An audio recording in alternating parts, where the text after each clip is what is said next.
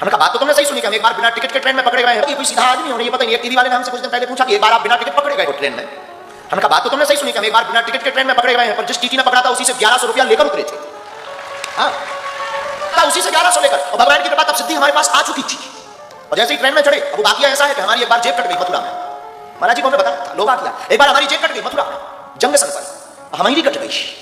उस वक्त हनुमान जी छोटे से लेकर हम चलते थे। अब कट गई तो कट गई, जेब 1300 रुपया गए। एक मोबाइल था नोकिया का, जिसमें सांप सीढ़ी खेलती थी। उसमें सांप चलता था, बहुत लंबा सांप हो जाता, फिर वो टकरा जाता था। हमें आज भी याद है, वो 4 बटन से सांप चलता था, वो गोला खाता था, बढ़ता जाता था, साइज बढ़ती जाती थी। और इससे क्या, हमें वो उस मोबाइल का सांप बहुत अच्छा लगता था, कम से कम खाता था तो बढ़ता तो था। आज कई लोगों के बड़े बड़े खाते बढ़ नहीं रहे, कई लोगों के तो इतने खाते बढ़ नहीं रहे। मोबाइल था, वो भी गया चोरी में, पैसे जेब कट गई। चोरों का हमारा पुराना नाता है। अब सोचा कि ट्रेन की टिकट पैसे ही नहीं है, टिकट कौन कटवाए। हमने भीतर ही भीतर, ऐसा नहीं है कि हमारी कोई हनुमान जी से बात होती है, नहीं, भीतर ही भीतर हम मन में बात करते हैं, तो भीतर ही कोई जवाब हमें देता है। हमें ये भरोसा हनुमान जी है। हमने कहा 9 बजरंग बली, टिकट ही नहीं है, रुपया भी नहीं, अब कैसे चलेंगे। भीतर से बोले एसी में चलेंगे। अब क्या करें, हमने भी पढ़े लिखे तो थे। एसी A1 डब्बा पड़ा, A1 रेलगाड़ी आई, रात का समय, चढ़ गए, एसी फुल, कोई सीट नहीं।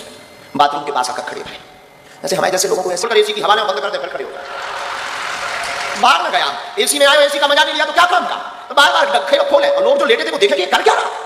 लेकिन हम तो कुछ ऑक्सीजन लेवल फिट कर रहे हैं।